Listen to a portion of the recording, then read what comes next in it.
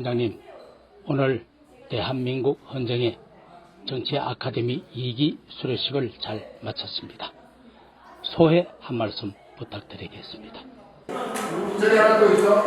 오늘 대한민국 헌정에 주최한 정치 아카데미 제2기생 수료식을 거행했습니다. 우리 정치 아카데미는 진영을 뛰어넘어 이념을 뛰어넘어 계층을 뛰어넘을 뿐만 아니라 지역을 뛰어넘으면서 편견 없는 정치적 여러 견해들을 함께 이야기하고 나누면서 대한민국 정치가 현재 부딪히고 있는 모든 어려움을 해결해 나가기 위한 새로운 정치 신인을 만들어내기 위한 과정이었습니다. 이 정치 과정을 통해서 정치 꿈나무들이 한국 정치의 미래를 새롭게 변화시키는 정치 제목이 될 것을 진심으로 기원해 마지 않습니다. 앞으로 우리 정치 아카데미는 계속해서 우리 헌정회가 새로운 정치 신인으로 만들어내는데 교육 과정에 충실한 내용을 중심으로 최선을 다해 뒷받침하겠습니다. 감사합니다. 오늘 대한민국 헌정의 정치 아카데미 2기 수료식을 성공리에 잘 마쳤습니다. 1기 선배로서 후배님들에게 좋은 말씀 한마디 부탁드리겠습니다. 안녕하세요. 대한민국 헌정회 정치 아카데미 2기 수료를 진심으로 축하드립니다. 전국에서 많은 분들이 오셨는데요. 시작이 엊그제인 것 같은데 벌써 오늘이 수료하는 날이네요. 앞으로도 발전되는 행복 많은 응원 드립니다. 감사합니다.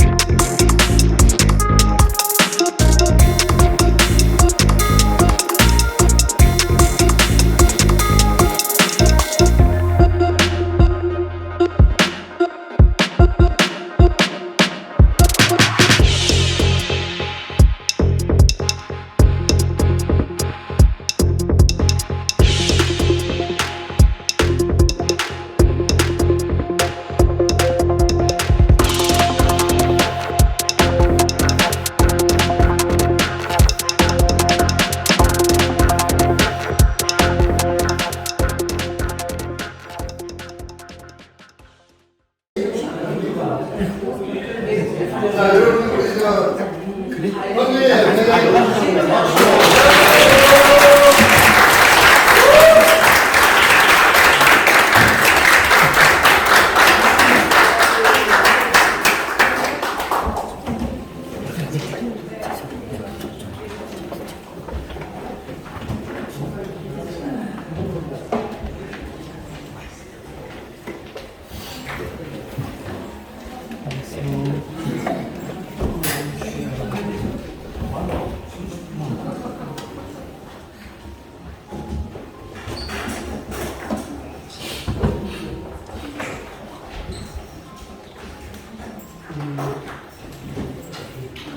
여러분 우리 수료식 시작 한 10분 남았습니다. 오늘은 아마 일정이 아주 매우 타이트하게 진행이 되기 때문에 정확하게 시작해서 수료식을 진행하려고 합니다.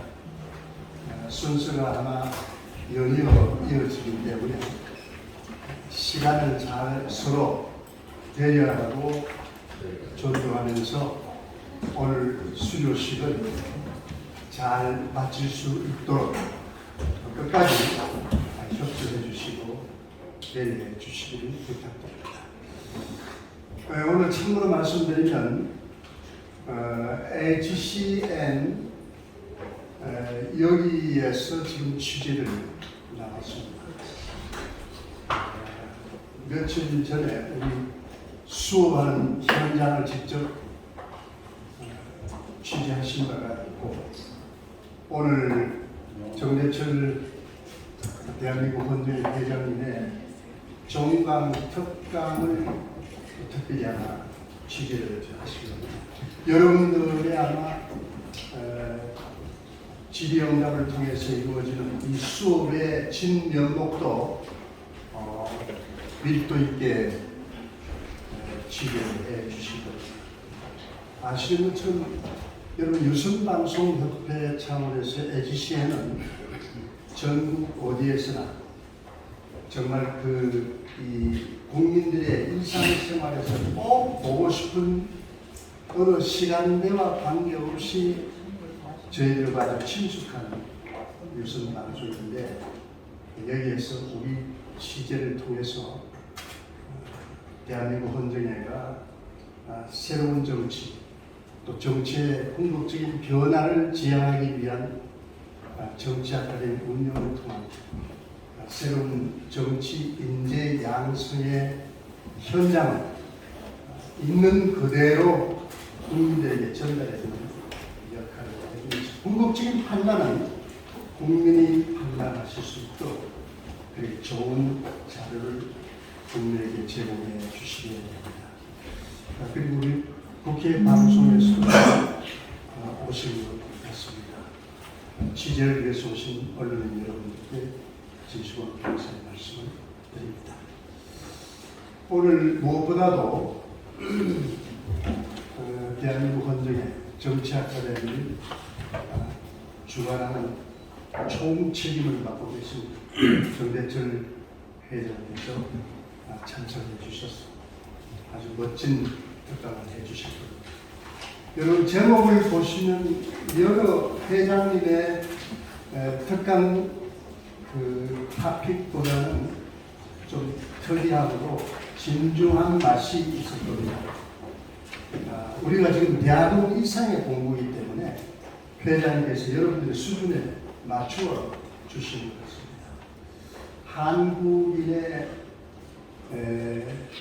유래와 원형기를 근본적으로 제기를 하고 그 속에서 형성된 한국의 정치의식의 구조적인 근본 문제에 접근하는 통로를 만들기 위해서 이 특강을 준비해 주신 것 같습니다.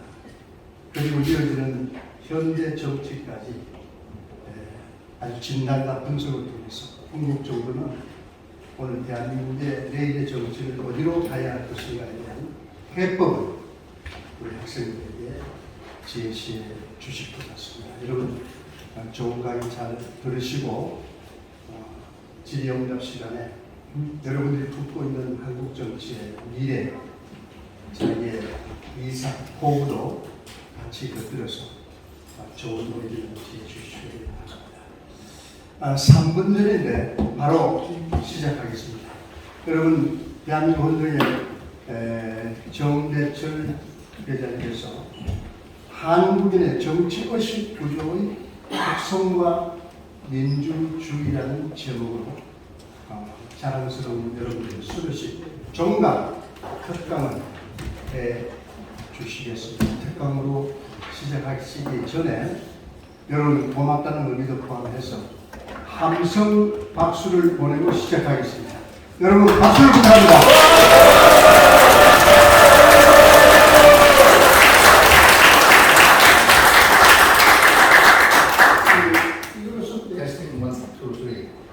들립니까? 네. 없이도 들려요?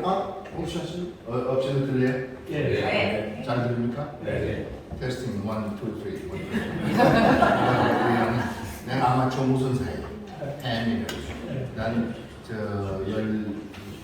16살부터 햄을 시작해서 아직도 방송국 갖고 있고 콜사인이 HL1OCL 오스카 찰리 리만. 혹시 햄을 들어본 일 있어요? 아마추어 무선사. 햄. 제가 배운 햄입니까?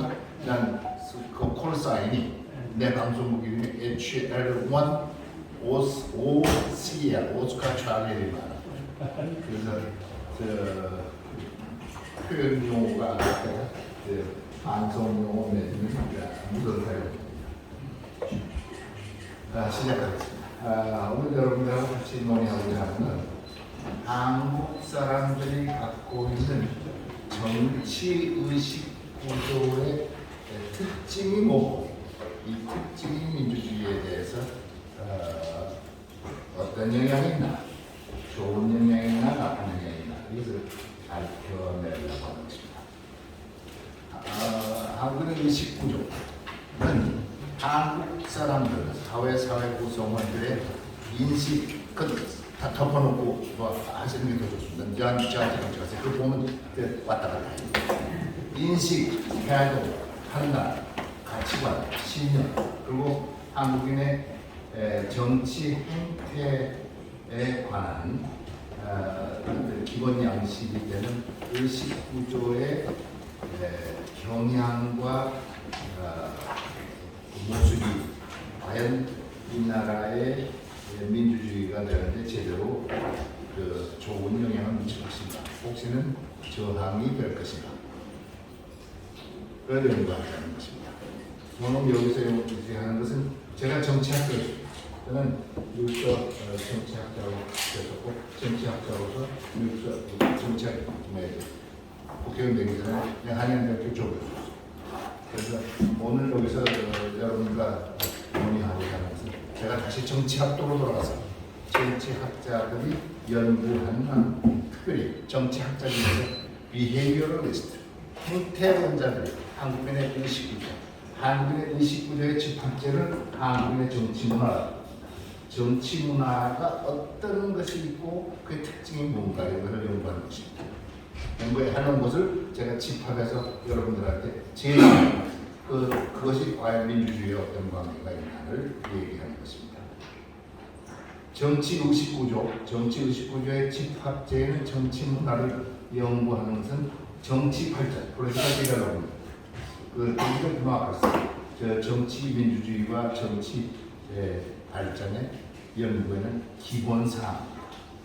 그렇다면 개념상 정치 여론과 정치 의식구조는 어떤 관계가 있을까? 흔들 여론하는데, 여론은 쉽게 얘기해서 정치 사상에 관해서 단기간 내에 의견, 태도, 경향, 특징을 캐내는 것을 얘기합니다. 정치 문화라는 것은 정치 의사가 축적되어서 비교적 장기간에 정치 행태에 관습화되어 있고 그것이 우리 의식구조에 심층하고 연결이 되어 있는 것을 얘기합니다. 그렇다면 한국 사람들의 정치 문화와 정치 의식구조의 밑바닥에 깔린 배경이 무엇인가? 나는 5가지. 첫째, 한국인의 의식구조의 밑바닥에 깔린 것은 유교의 유산이 크게 영향을 미쳤을 것이다. 두 번째, 한국인의 풍토라고 환경인 농경 문화에 영향을 미쳤을 것이다. 세 번째는 한국인의 정치 역사가 영향을 미쳤을 것이다. 네 번째는 한국인의 전통적인 종교, 무당주의, 샤머니즘이 영향을 미쳤을 것이다.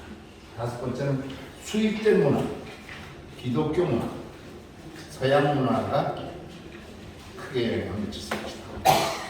제가 오늘 얘기하는 것은 한국인의 의식구조, 한국 문화는 한국인이 갖고 있는 의식구조의 평균치를 얘기합니다. 특별히 사람마다 다를 것입니다. 지금 MZ세대는 거의 서구식 의식 구조와 문화를 서구의 영향을 대단히 많이 받아서 그 사람들은 지금 젊은 세대는 서구식 의식 구조와 거의 같은 것입니다. 그러나 이제 나이 드는 사람들, 이경서 부장은 나보다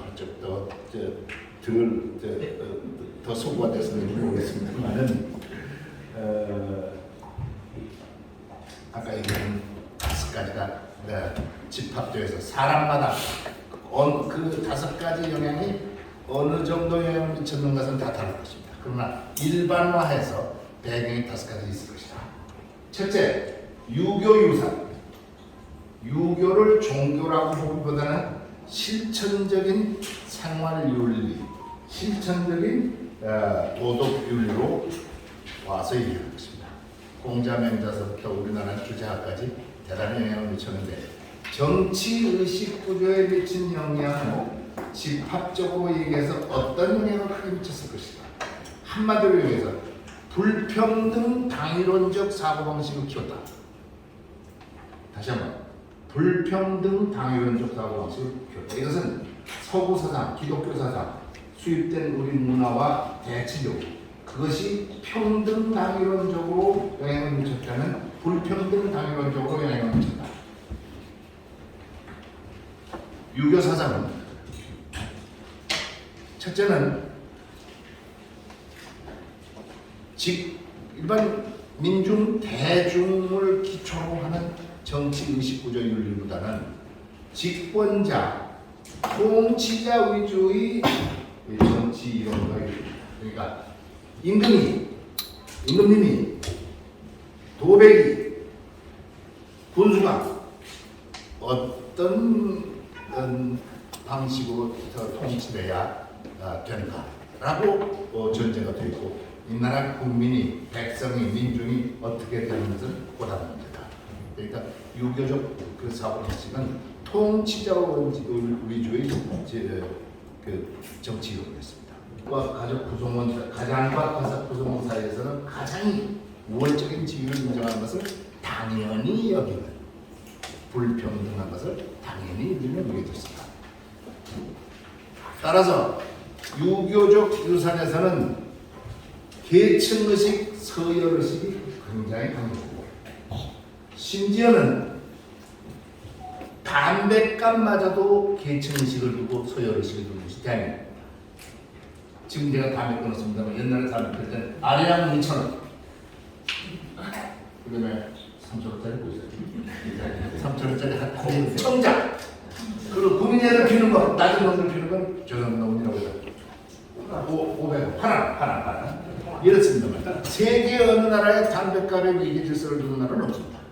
미국의 켄트가, 말보로가, 살렘이 무슨 담배값이 어떤 게 하나 10불이고 5불이고 없습니다. 반값짜리가 있는 건 있지만 한국은 이렇게 담배값마저도, 한국 사람들은 몸의 부위에 대해서도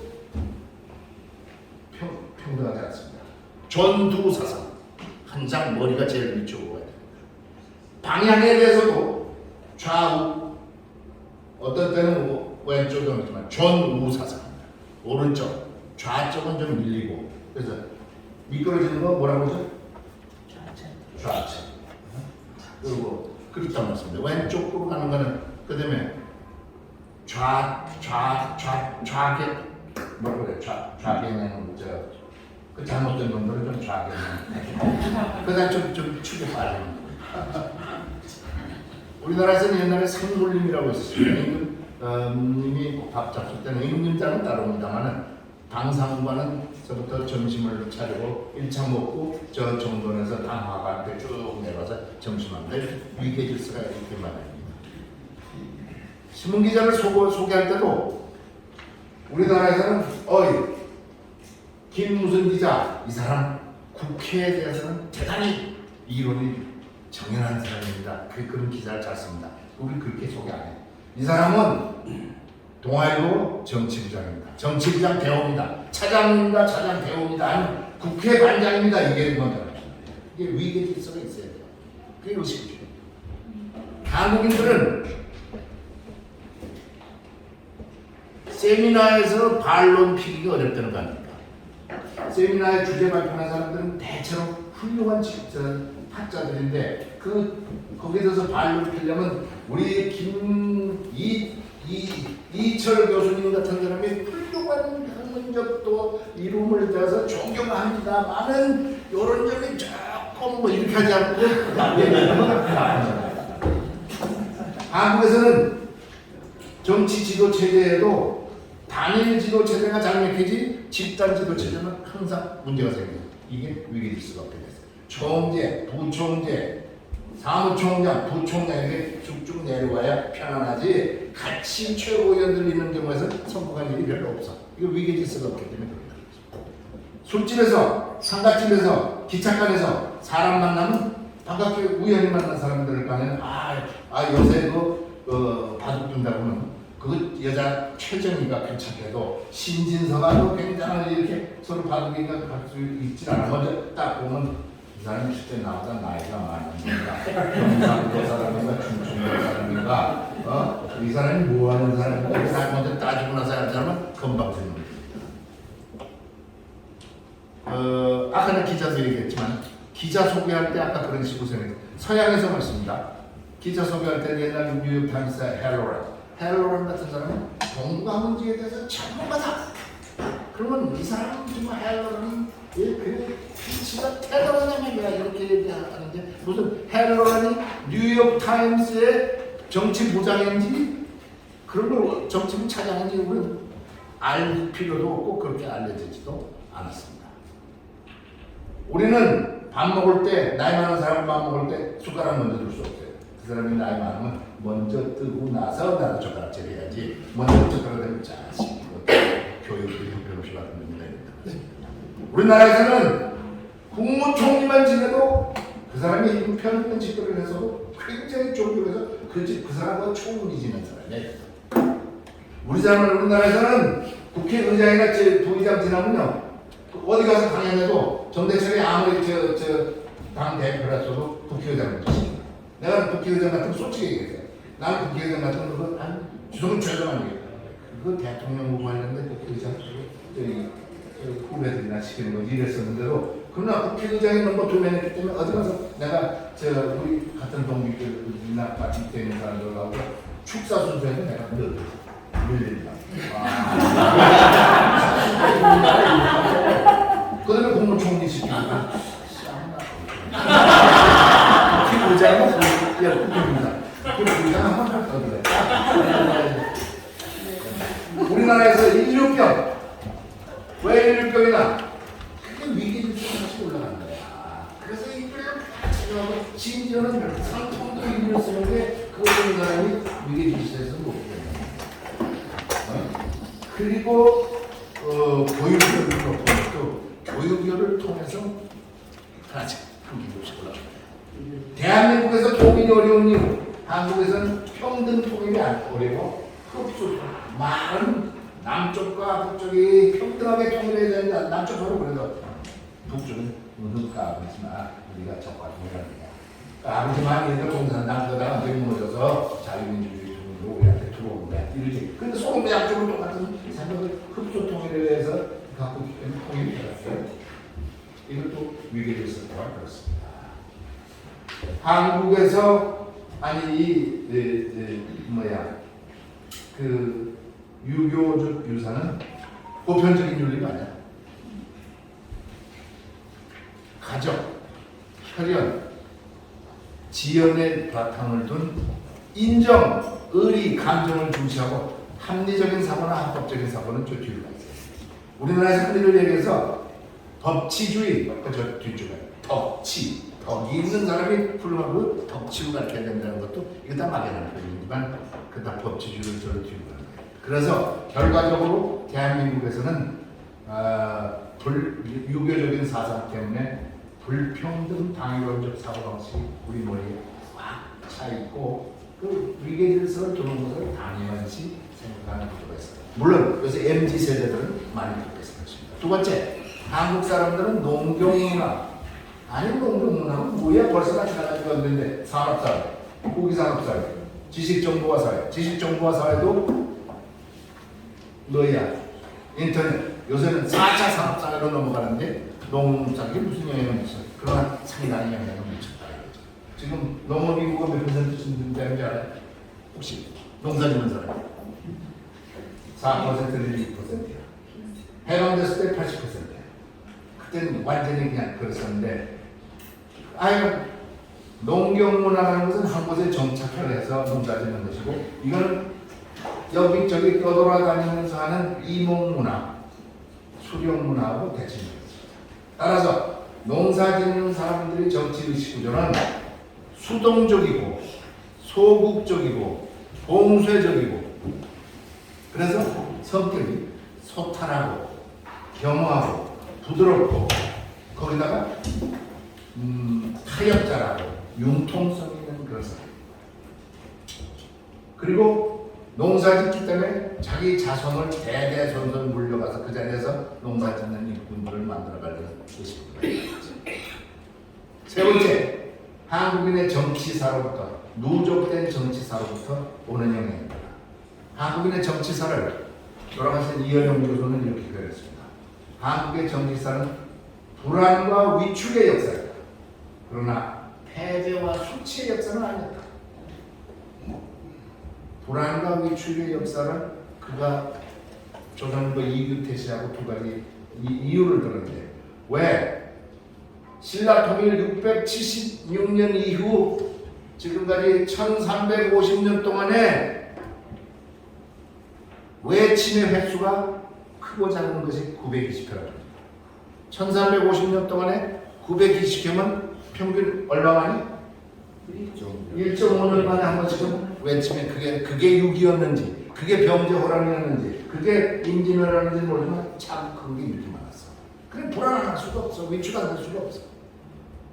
내치도 한국에서는 민중 중심, 민중과는 절연된 정치였다.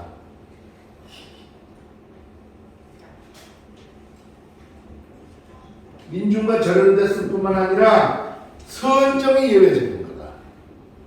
한국에 왜 공덕비가 많은 줄 알았어요? 한 번만 괜찮게 하는 사람들은 다 공덕비죠. 예외적인 거다.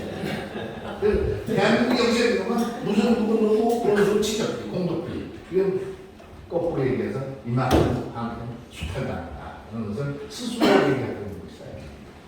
그래서 이게 한국의 정치의식 구조와 연결돼서 지배층은 가학적인 모습으로 변합니다. 세디스트가 변합니다. 남자들이 또 혹시 섹스에서 이건 다 섹스 용어입니다. 프로이드 용어인데 가학적으로 학대함으로써 좀 반기. 피지배층은 거꾸로야. 마소키스틱하다. 피학적이다. 그러니까 지배층은 좀 탁을 누르는 성격이 있고, 피지배층은 우리 같은 무지랭이들은 임금님이나 군수들이나 이런 사람들이 탁 누르는 거죠. 당연히 생각하고 그렇게 그냥 견딜 수밖에 없이 이런 의식구조가 생긴다. 네 번째, 한국인의 정치의식구조의 특징은 한국인의 전통적인 종교인 샤머니즘, 무당주의가 괴에 영향을 미친다. 무당이라는 것은 특정한 인간이 특수한 신통력과 주술을 갖고 재화부복, 기독교 사상으로 하면 기복사상이 강하다. 수입된 종교에도 기독교거나 불교의 기복사상, 이것이 많이 들어있습니다. 요새는 기독교 방송, 이제 조금 전 많이 적어들었습니다만, 기독교 방송에, 기독교에 관한 방송에 4개를 했는데, 그 부흥사를 나와서 하면 말이야, 어느 성당에 자기 아픈 곳에 손잡다 대시오 그런다고 허동무당이지 이게 목사냐 말이야. 그리고 잘 나가는 곳에 스님은 연주 불리면서 당신 아들 이름에 꽃이 이것도 무당이야. 그렇게 기복사상이 강해야 그 신도가 깬다고. 신도가 10만, 20만 되는 교회 가면 이게 다 약간 무당한 것들이 다 있어요. 많고 적은 것은 거들잖아. 그래서 진정한 종교는 내세 중심적입니다. 진정치 않은 종교는 현세 중심적 조주주의입니다. 길게 설명드리지 않겠어요. 그런데 이게 정치 의식 구조가 어떤 영향이 있느냐? 대체로 지배층 통치자에 대해서 무당적 기대, 신통력을 기대합니다. 김대중, 김영삼, 뭐 지금 윤석열 하면 이게 대통령 만들면 뭔가 신통하게 뭐 일을 해낼 것으로. 국민이 그렇지. 거기는 이제 종교국가니까 우리는 신이나 교주 비슷하든 그건 정치. 우리가 지금 북한 정복을 했는데 그 김정은이나 김일성이나 김정일은 그건 일반 정치 이론으로 안 통해. 그건 그 종교국가로 봅니다. 그러니까 신이나 교주로 보기 때문에 일반 정치 이론은 좀 더 뛰어난 겁니다. 어디까지 하다 보니까 신통. 그래서 신통력이나 무당적 기회를 통치자도 거꾸로 그게 응해서 카리스마나 권위주의적으로 변해가고 있습니다.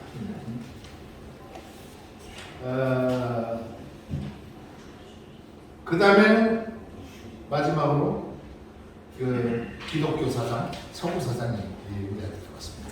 그 서구 사상 중에서 자유, 평등, 권리 뭐 이런 거 우리 대강 다 있었는데 평등 개념은 약했어. 우리는 아까 한쪽 지위를 우월해서 우월적 지위를 다 인정하는데 뭐 아버지 엄마가 똑같아, 자식과 아들이 평등해, 뭐 임금님하고 신하고도 똑같아, 나이 많은 사람 그 우리한테 잘 납득이 안 가는 소리가 났습니다. 그래서 그러나 서양도 그게 좀 많이 변했지. AD 313년 콘스탄티누스 황제 이후 기독교가 공인된 이후로 그게 많이 돼서 거기도 평등 사상이 제대로 된 것은 1215년 마그나 카타이고 아니면 1688년 명예혁명과 89년 권위자선을 통해서 그것이 이렇게 커왔죠.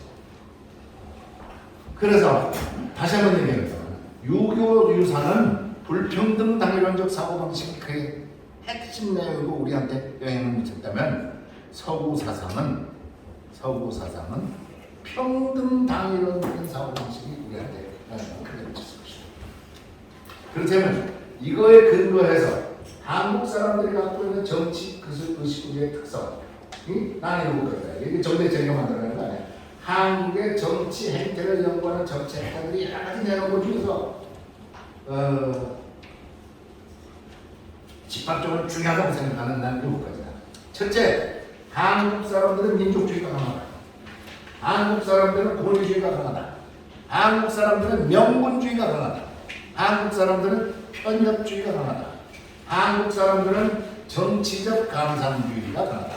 이거 제 표현이 아니라 이거 정치학자들이 만들어낸 개념입니다. political sentimental하다. 아까 편협주의라는 건 패러키어.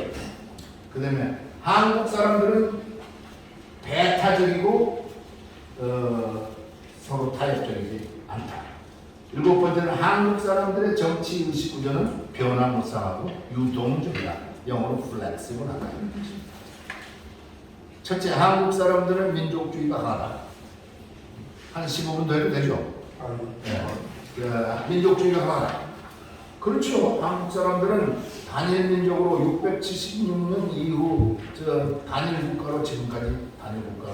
물론 이 1940년 둘로 갈렸지만 그래도 단일 민족이 단일 국가로 생겼기 때문에 민족주의가 강하고. 두 번째는 우리는 외세에 시달려서 우리 민족끼리 똘똘 뭉쳐서 민족의식 구조가 강화됐어. 그래서 이게 정치의식 구조와 영향은 이걸 통해서 우리는 공동체의식, 집단의식이 강해진 거예요. 우리는 아이라는 개념보다는 위라는 개념이 강해요. 우리는 혼자 사는, 호래비가 혼자 살고 과학도 혼자 살아도 내 집 이런 표현 안 해요. 우리 집. 이게 적당한 표현이야.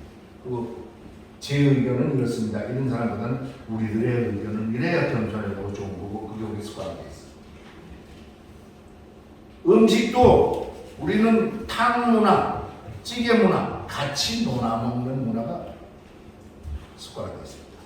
음식을 주문하고 할 때도 친구끼리 10명 갔는데 짜장면 손들어, 짬뽕 손들어, 볶음밥 이렇게 하는데 이제 거기서 나와서 울면 하는 녀석은 힘으로 괜찮지만 여러 번 하면 제가 같이 가는데 저 맨날 울면 시킨다고 그 친구들한테 곱게 못 해요. 사실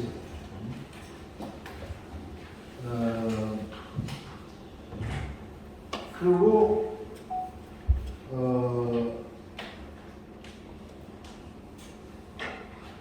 한국 사람들은 또 아는 국수주의, 자기중심주의가 강하고 한국 사람들은 원초적으로 민족 공동체에 대한 그 귀속감이 강합니다.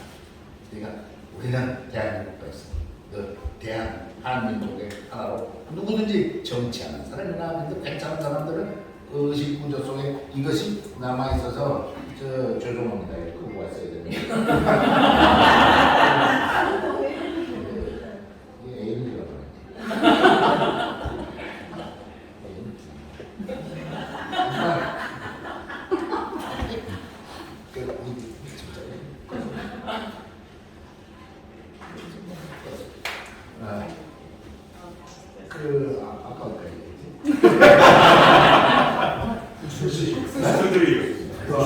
아까 민족적인 공동체 의식이 굉장히 강하게 되어 있다.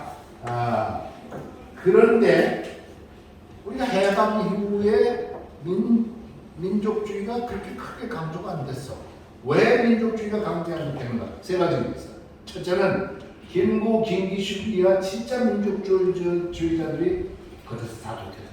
그 외에도 민족주의 최근에 386, 486, 586 해가지고 민족주의 좀 주장하는 게 사실 살아났을 뿐이지 그동안 민족주의가 더 죽어갔어. 두 번째 이유는 집권 유지, 권력 유지가 외세 의존을 줬어.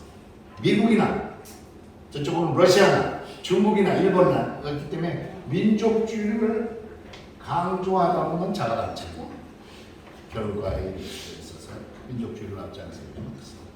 세 번째 이유는 이 한반도에서 민족주의를 강하게 주장하는 남쪽이나 북쪽이나 사상과 이념을 초월해서 통일지향적으로 나가야 되는데 상향 쪽이 그렇게 과연 우리가 사상과 이념을 초월해서 민족주의를 갔던가 그렇게 되지 못했어.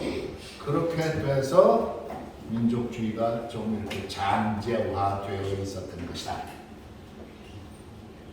그렇다면 이 바로 민족주의는 이 나라 민주주의에서 어떤 관계가 있나?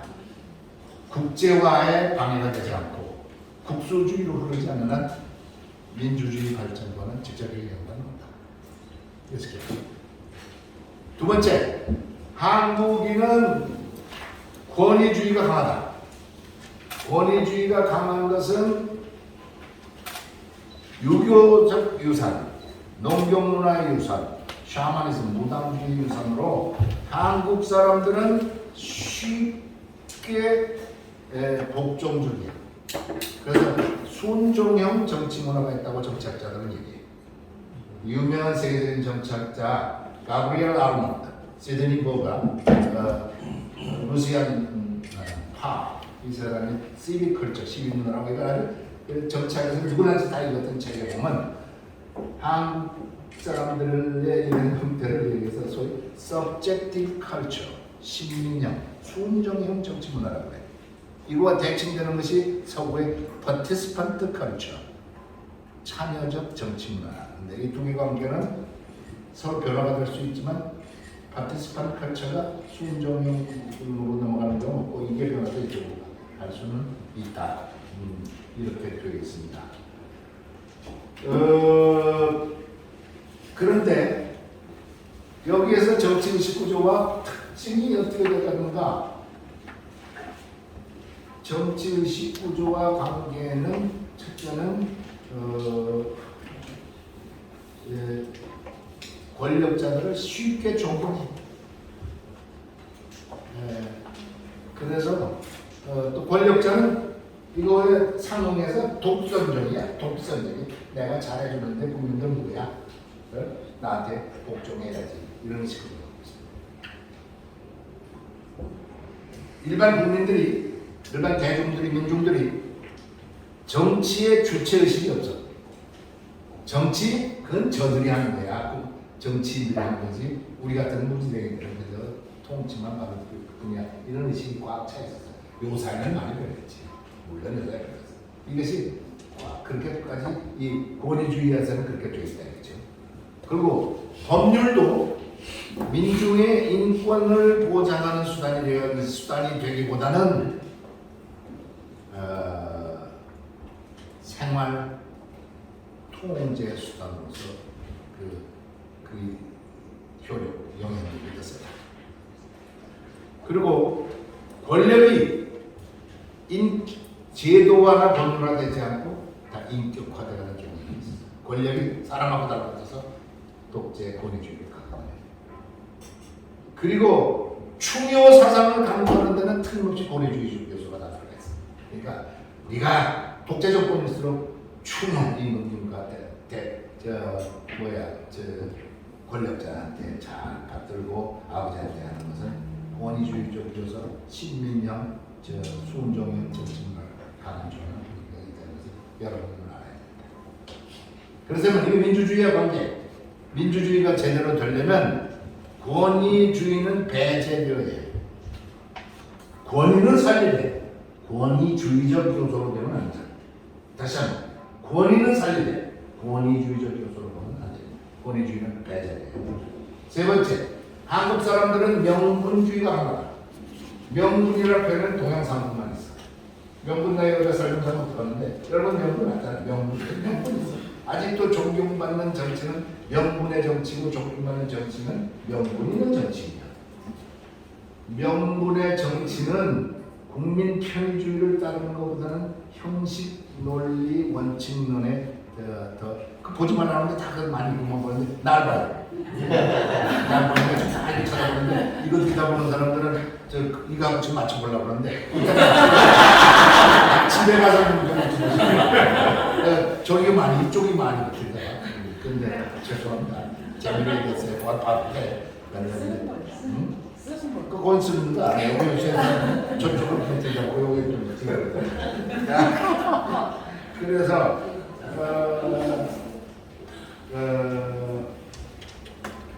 왜 자꾸 이 나이 그래서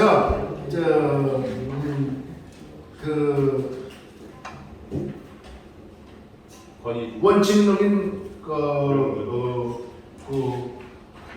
원칙적으로 원칙론이나 형식주의의 고수하다 보면 수정 타협이 어려워져. 명분주의, 명분 있는 정치, 명분 따라가다 보면 수정 타협이 어려워져. 여러분 중종 때 김효상화 봤죠? 김효상화는 52명이 죽는데 나중에 위패 방향 갖고 싸워요. 위패 방향을 이쪽으로 모시자. 서인들이하고 도인들 이쪽으로 모시자. 그거 갖고 52명이 죽는다. 서양 사람들한테 이거 설명을 하면 왠지 갖고 52명이 죽어? 우리는 거기에 명분이 있다는 말씀입니다. 명분이. 그 괜히 이 원칙 명분 바뀐다는 건 자기 자존심 바꾸는 거예요. 그렇다고요. 그런데 그래서 우리는 목표가 명분 있는 곳에서는 추상적이고 막연한 데 떨어집니다. 그리고 사람 평가도 실력이나 능력보다는 원만하고 중용적인 사람을 올린다고요. 그래서 끝에 올라가서 크게 성공한 사람들은 유명무실이에요. 그래서 옛날 표현이 있어. 영의정의 사람 같다. 원만하고 중용하다. 전부 이게 못하는 건지 실력이 있는 건지 없는 건지 그런 말이 있다 이거지. 그런 경향이 있습니다. 맞는 말이에요. 이거는 수정보완돼야 돼. 아직도 명분의 정치, 명분 있는 정치는 잘 살리되 그러나 실용적이지 않고 도끼 잘 써도 모르겠다 이런 연구는 수정 보완돼야 정치가 살아나고 국민을 위해서 국민 편의주의가 살아납니다. 네 번째, 한국 사람들은 편협주의가 영어로 parochial하다. 지연 따지는 거, 학연 따지는 거, 혈연 따지는 것이 심하다 이거야. 인벌 뭐 서양인가 있어요. 근데 한국은 지연 하나만 봅시다. 향후에 그걸 보니까 면밀까지 있더라고요. 어떡하냐면 전라남도 도천면이 게 신앙이야. 도천면이라고 있더라고. 이야, 그런 조선 그 자기만이 그리고 우리나라 지금 3대 딱딱한 종목 있잖아.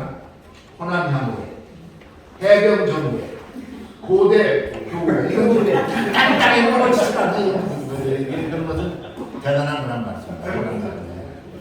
그래서 충청 양반도 딱딱하다. 네, 윤석열 때문에. 그래서 그래요. 광주 일고 출신이 김영삼 씨를 도왔다. 경남 고등학교 출신이 김대중 도왔다. 그러면 한쪽은 동창회 나가기 어려웠을 것이고 광주 일고생이 그랬다면 광주에도 들어가기가 편치 않습니다. 과거에 이 사실이라고 봅니다. 그 미국에도 있죠. 선벨트에서 거기에 클린턴도 나오고 카터도 나왔지만 그 좀 동명이식에서 쪽의 표가 좀 나왔지만 이렇게까지 심하지 않고 나는 미국에서 공부하느라고 7년 있었어요. 5년 동안 하게 하고 2년 동안 논문 썼는데 거기서 무슨 LA 가서 뉴욕 향후 이런 거 들어보시면 플로리다 향후 이런 거 들어보시면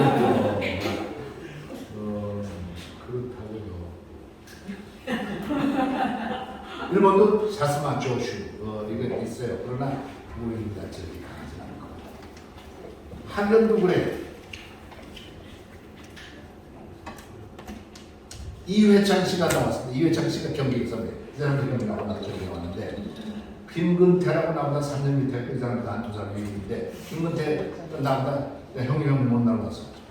형이 그 친구 뭐라고 아까 뭘 그랬더니 저 이회창 씨 나왔는데 너는 경기 좋게 나왔고 왜 이회창 씨를 안 돕냐 그런 동창들이 꽤 있다고. 나는 그냥 집안 내내 민주당만 했으니까 좀 그런 게 덜하게 있었겠지만 별로 없었어요. 그렇다고 같은 동창이면 와서 뭐 봐달라고 하면 다 봐줘야 돼. 거기서 딴소리 하게 되면 인정 없고 그런 사람. 혈연도 마찬가지야. 대통령 후보 딸마다 김혜림 씨 종친에 다 앉아있고 전주희 씨 그 종친에 다 앉아있고 그거 사실 야만적이구나. 거기 대통령 후보까지 하는 사람이 김혜림 씨는 뭐 김대중 김뭐 그거 김현삼 씨 무슨 여기 무슨 김씨더라 그거 하는데 다 앉아있거든. 그거 다 이게 좀 야만적이야. 낭산 김준현 선생이라는 분이 있었어. 1956년 일고 어떤 사람이 67년도에 대통령 후보 나왔었는데 그 사람이 대통령 후보 나왔어. 유명한 사람이 ML당, 막스레닌당하고 똑똑한 사람인데 동아일보 기자가 와서 물었어. 선생님은 어떤 근거와 자신으로 출마하셨습니까? 딱 한마디. 김혜김 씨 500만이요.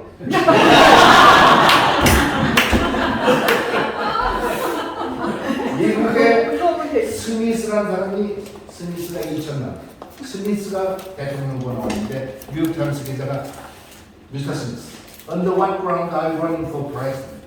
어떤 근거로 출마하셨습니까? 스미스가 20 밀리언 그러면 듣자마자 에버레스 불러 정신병 근데 남산 김준현 선생이 정신병원 같은 소식이 없어요.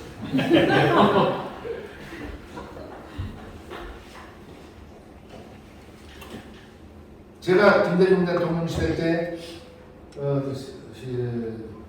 선거 대책위원장 하다가 내가 대구에 필요한 일에서 나갔습니다. 나가서 대구에 열심히 일하는 사람들이 있다고 하고 그래서 내가 저 너무 고마워서 전화하면서 당신들은 어떤 근거로 여기 와서 김대중 씨 열심히 일해 뒤에다가 김혜긴 씨예요.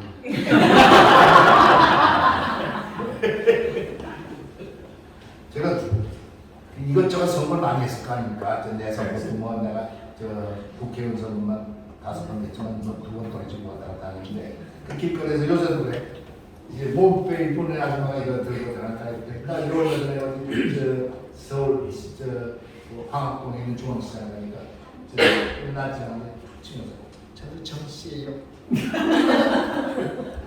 뭐 그러니까 알아듣지. 정씨니까 당신 옛날에 지지했을 것이고 지금도 좋은 감정이 있다 이런 뜻이죠. 이게 한국이라고. 그리고 집성촌에 가면 그 집성촌 소문까지 다 나는데 안동림 씨, 안동권 씨, 권오을 그 얘기하는데 그때 그 사람들이 나와서 전라남도 승주에 가면 조 씨가 그냥 국회의원이 조연아, 조선승부다. 이게 우리나라의 현실이었습니다. 이거 민주주의를 위해서 어떻게 해야 되느냐? 이거 치유 불법교회. 5번째, 한국 사람들은 정치적으로 감상적이다. 이거 작자들이 만들어놨어요. 폴리티컬 정치멘탈하라. 내가 만들어놓은 소리가 작자들 정치 이론이야. 무슨 뜻인가 하면 한국 사람들은 인정의리가 활동이 잘 돼서 이것이 원리 원칙과 법치주의가 약하단다 이 뜻이야. 유교의 의미를 보였습니다. 그래서 행정이나 사법에 있어서의 정신 개입이 많아요. 판검사 된 때문에 첫째 고민이 거예요. 내가 사람들이 부탁하면 아버지 엄마 부탁까지는 내가 좀 들어줘야 되는데 아버지가 그 사형할 거 무기로 해라. 아버지가 사형할 걸 무죄해라. 이건 아버지가 안 된다. 아버지가 사형을 무기 정도로 하려면 내가 좀 봐주는 게 된다. 이런 그 자기 나름대로의 원칙을 다 세운다고 해요. 사람 사는 사회에서 그거 안 하는 한두 명 이상한 사람들이 있긴 있지. 우리나라에서 변호사한테 전관 이혼이라는 거 있잖아.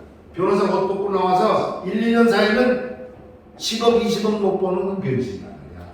왜? 거기 가서 내가 데리고 있었던 후배 판사들인데 어이 김 판사 내가 왔어 그러면 같은 값이면 도와준단 말이야. 그러니까 따끈따끈할 때 그 사람한테 매김이 다 팔아.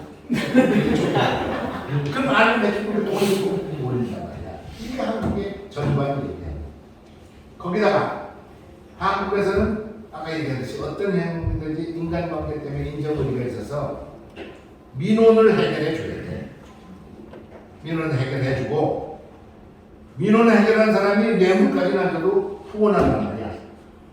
후원하면 그처럼 괜찮지만 만약에 집권층에 대통령이나 집권층에 뭐 밑배이는 경우가 생기면 어떤 국회의원인지 불러다가 너 민원 해결해주고 돈 받았지.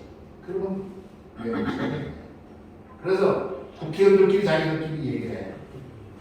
우리들은 마치 교도소 담장으로 왔다 갔다 하는 거다. 누구든지 권력자가 걸고 넘어가면 그럴 가능성이 있는 거야. 아니 민원하려는데 고맙다고 후원금 좀 줬을 거 아니야. 뭐 뇌물을 안 받았어요. 그 후원금 민원 해결을 해준다 중간에 이렇게 했고 검사들이 들고 가면 그거 알선수배죄 걸릴 가능성이 있어요. 이게 대한민국 현실이야.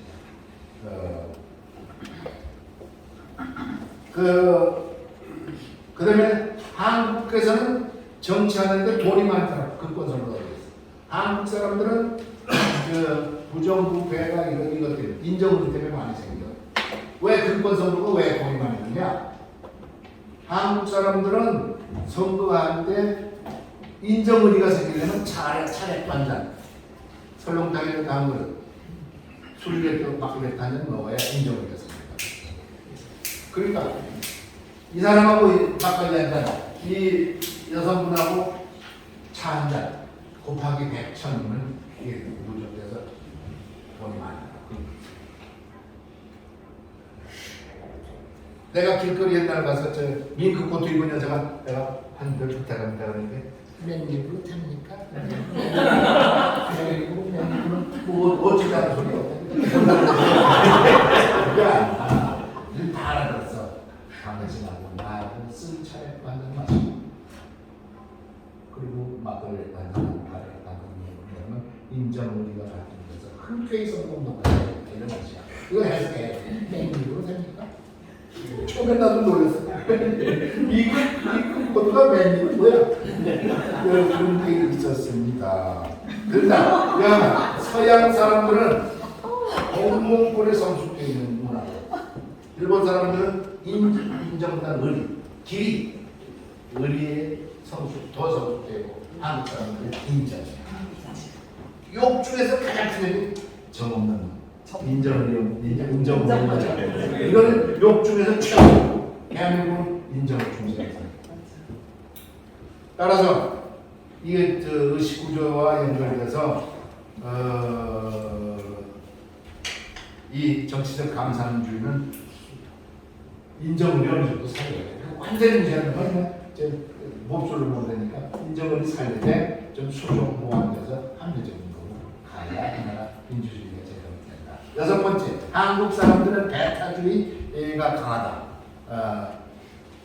인정이 있으면서도 한국 사람들은 또 남의 건 다 그렇잖아요. 왜 이렇게 되냐? 농경 문화에 살면서 대가족 자연문학 중심으로 딱 우리끼리 살았어. 그래서 남의 거는 다 걷어내야 돼. 거부.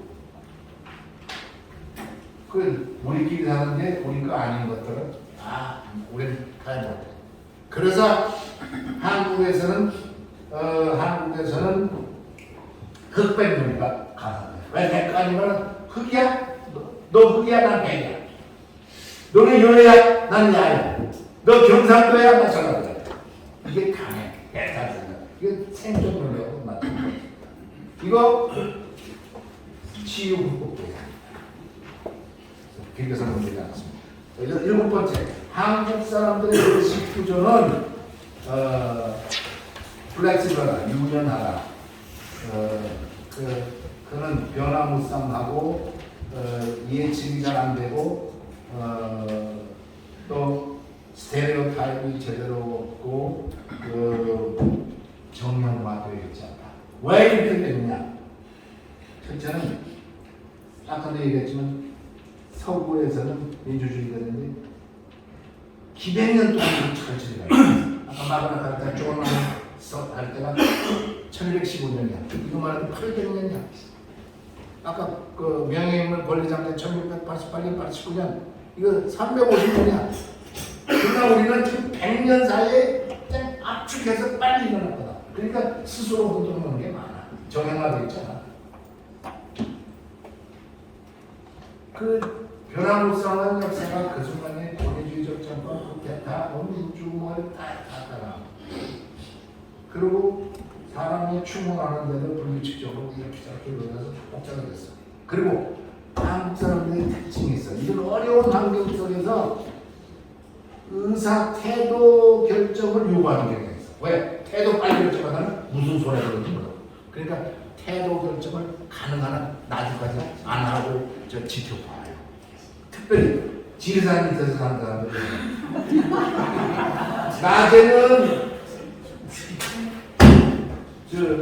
대한민국, 밤에는 빨갱이들이 밤에 빨갱이들 왔는데 대한민국 만들고 또 낮에 무슨 인민국 만들고 그러니까 결정 못한대. 그 사람 봐도 눈치 봐서 배달하고 안 된다.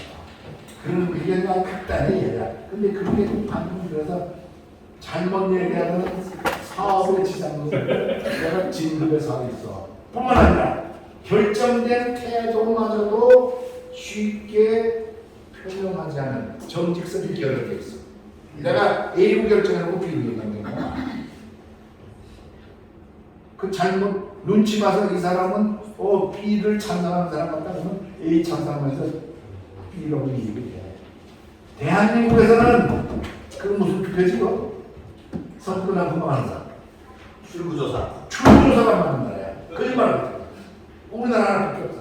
왜 나는 A 찍어놓고 B 찍었다 그러는 사람이 한 15%. 이거 안 맞아.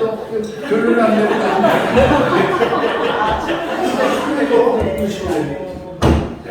그런데 이거 한국 사람들의 정치 의식주의는 변화무쌍하고 제대로 정형화되어 있지 않다는 것은 민주주의 어떤 관계?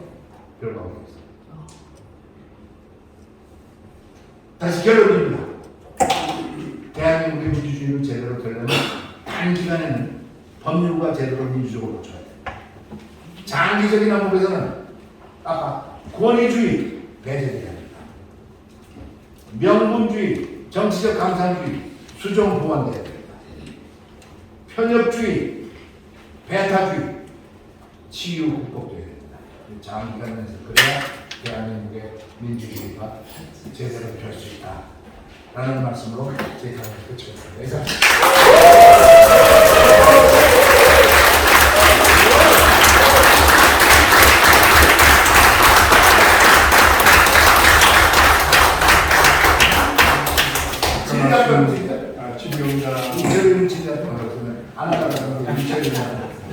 해야 되는 이유가 지경을 해야 되는 이유가 한국인의 원형질에 유교적인 정치 문화에 영향이 있기 때문에 질문을 잘 안 하는 습성이 있다 이렇게 아까 얘기하셨는데 오늘 우리 이기 정치 아카데미 학생들은 질문하기를 좋아합니다. 그러니까 여기 벌써 원형질에 오랜 기간을 거치면서 정치 문화에 여러 가지 변화가 있다는 의미도 담겨 있습니다.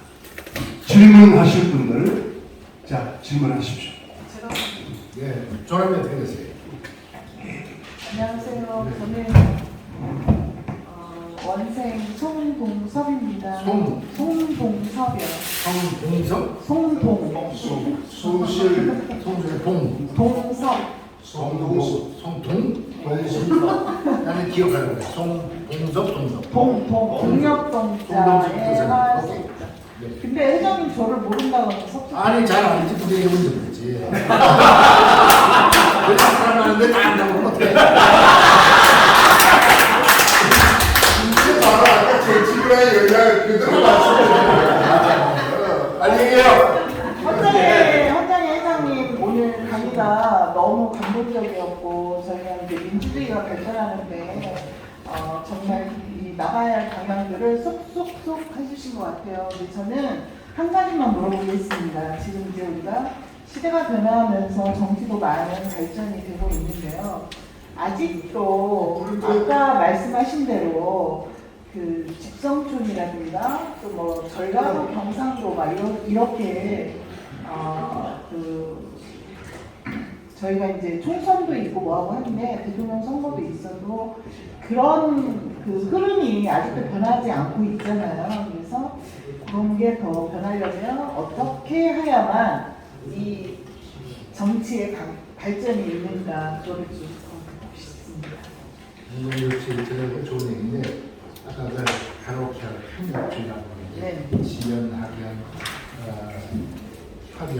근데는 아까 지연 같은 경우에도 아니 혈연 같은 경우에도 그냥 김해김 씨는 김해김 기타 찍는다는 게 이것이 아마죠. 아까 저 낭산 김준영 선생이 김해김 씨 500만이요. 그러면 500만이 기타 찍는다? 그건 말이 안 되는 소리예요. 그걸 얘기했다는 것도 더욱더 말이 안 되는 거고 그런 깨어나서 가만히 있어봐. 그 김혜김 씨보다는 인천이 씨가 더 조합했다. 더 능력이 있어야 된다. 그러면 김혜김 씨 뛰어넘어서 인천이 씨를 가서 그리고 성신을 내모르겠다. 똑똑한 사람을 찍겠다. 이런 우리 스스로 깨어난 모습이 있어야 그런 각오가 있어야 민주주의가 제대로 되는 것 같다. 근데 왜 아까 내가 설명을 덜 했지만 편협주의가 왜 생겼느냐? 농경문화유산으로 대가족 지역 공동체에서 살다가 그 진짜 거의 벗어났단 말이야. 대가족 보냐고 지역 공동체에서 벗어났기 때문에 소외감과 고독감이 생겼어. 그 대가족에서 놀다 그냥 혼자 됐거든. 그 공동 불안에서 나와서 혼자 됐거든. 이거에 대한 소외감과 고독감에 대한 보상으로 지연 따지고 학년 따지고 혈연 따지는 감정이 생겼다고 학자들, 사회학자들이 분석을 하는데 이건 과감하게 뛰어넘는 공동이 뛰어넘는 그 시민의식이 발동돼야 나라 민주주의가 제대로 될 것이다. 그런 생각을 합니다. 고맙습니다. 저 네, 조남님 정연석입니다. 어디 정치? 예?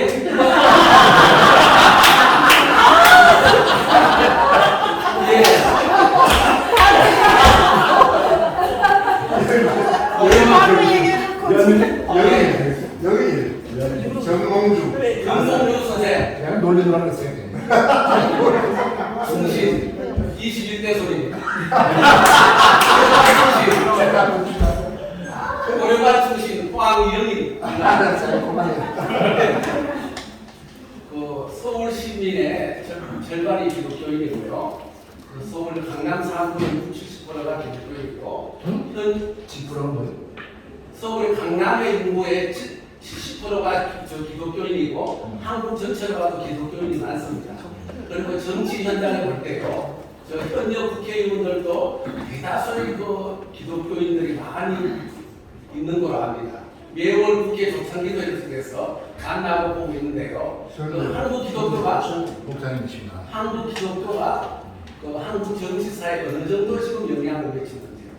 첫 번째 질문이고요. 둘째 질문은 제가 저 586 세대인데요. 586 세대가 여야의 정치의 주도적인 역할을 해서 실패했기 때문에 586 세대가 물러나라는데 그 586 세대가 지금 60년대 전후 60세 전후에 왜 정치가 안 바뀌는지요. 제가 볼 때는 이때 정치인들 하는 것보다 지금 국회나 정치판이 나은 게 별로 없거든요.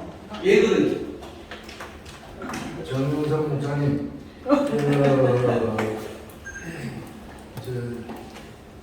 우리나라의 정치 지도자의 70%가 기독교 신자다.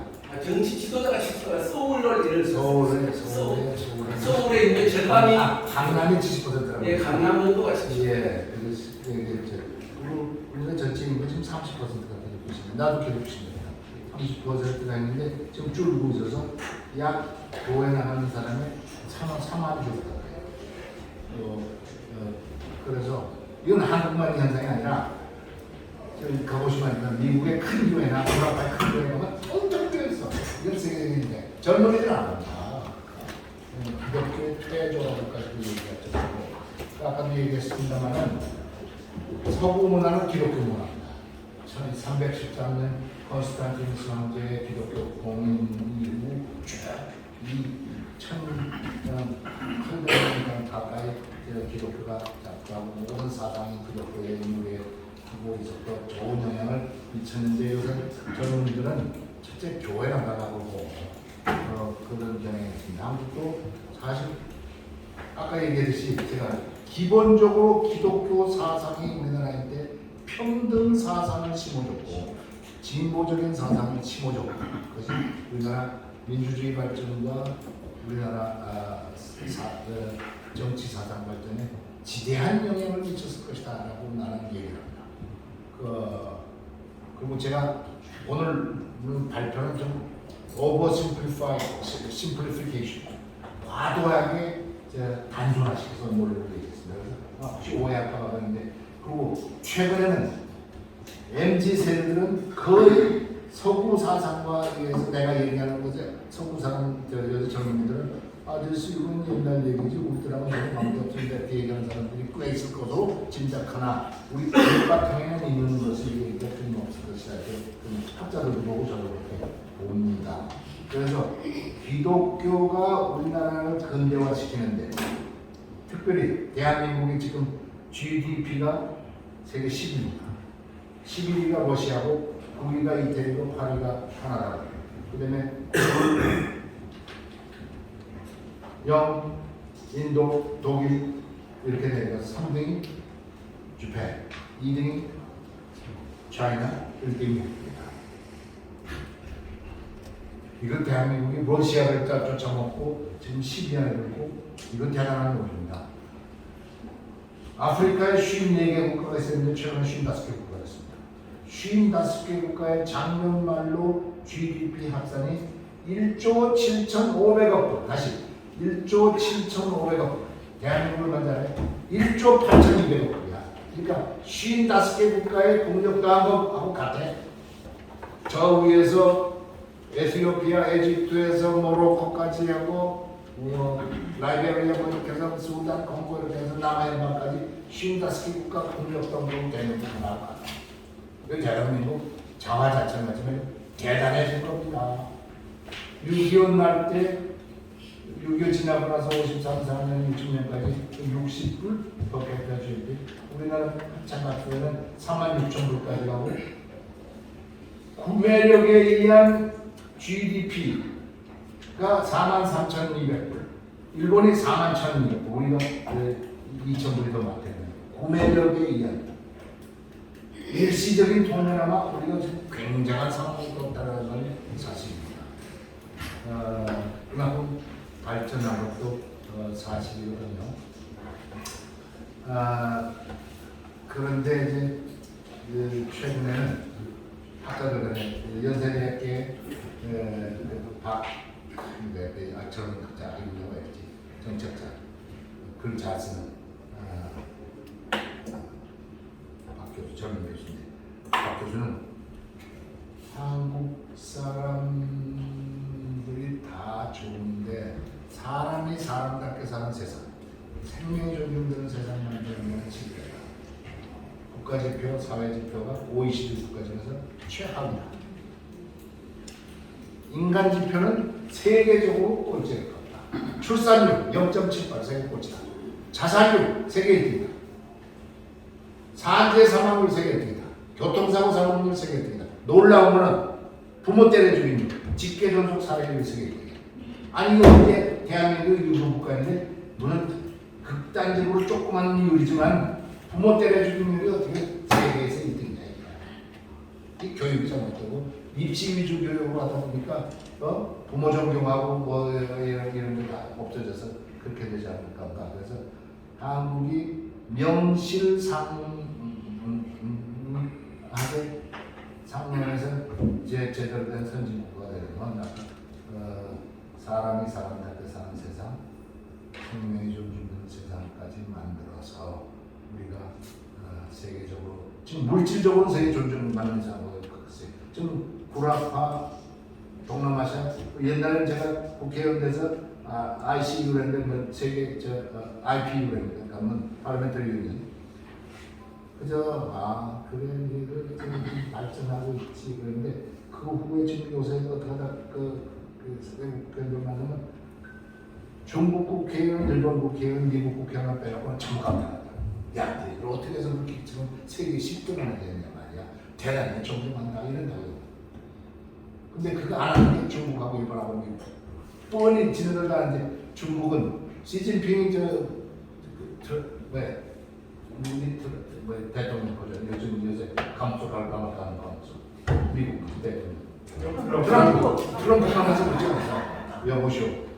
당신만은 한국에서 옛날에 우리 식민지였어. 오랫동안. 이랬다고. 근데 신문에 나가고 우리가 항의하고 그러지 않았어요. 아직도 그런 의식이 있어. 중국도 마찬가지야. 제가 중국이 그랬지만 미국도 우리가 그래도 그냥 발전시켜서 지금 쉽게 안 할 텐데 우리 안 했으면 다 좋을 겨우 살았더니 뭐 저쩌고. 일본도 마찬가지야. 그 세 국가만 빼놓고 우리 종종 대단히 받는다. 그러나 야는 그건 그거고 한국 사람들이 정신 바짝 차리고 더 노력하면 정말 명실공히 세계에 나는 조금만 더 노력해서 한 5대 다음 대국간에 자신 있게 들어갈 수 있다라고 생각하고 기독교 이건 세계적인 추세라 나는 그래도 한국 발전하는데 기독교 영향이 대단히 크다고 생각합니다. 그리고 아까 말했듯이 기독교와 기독교 사상을 서구 사상을 다 받아들여서 기독교 안 믿는 사람도 서구 사상, 기독교 사상이 머리에 다 충만하게 있다고요. 그렇게 되고 586 대행이 대단하죠. 지금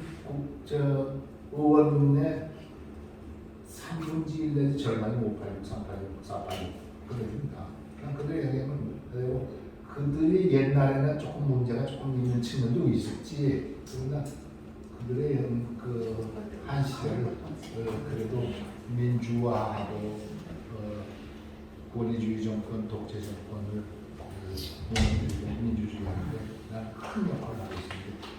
이제는 좀 다 그분들도 생각해 관해서 타협적으로 민주주의 발전의 노력을 해주고 싶어서 나왔습니다. 그 사람 또 네. 전화대 최재훈입니다. 최재훈 최재훈 씨. 예.